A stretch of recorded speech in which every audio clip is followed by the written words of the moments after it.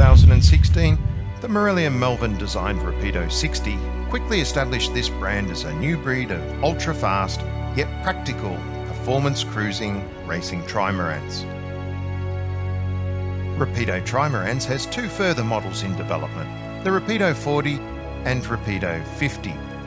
Both are folding designs, enabling them to slip into regular monohull marina berths and reduce storage costs when ashore. Construction is of infused carbon foam sandwich with the beams, dagger boards and rudders made of pre-preg carbon. The central hull is configured for single-level living, with the cockpit and deckhouse both on the same level. Although the Rapido 50 has a higher helm station to give a clear view over the coach roof. Polars for this model show it being capable of well over 20 knots of boat speed across a wide range of reaching wind angles and as much as 18 knots beam reaching in just 14 knots of breeze. The Rapido 40 has curved C-foils and T-foil rudders.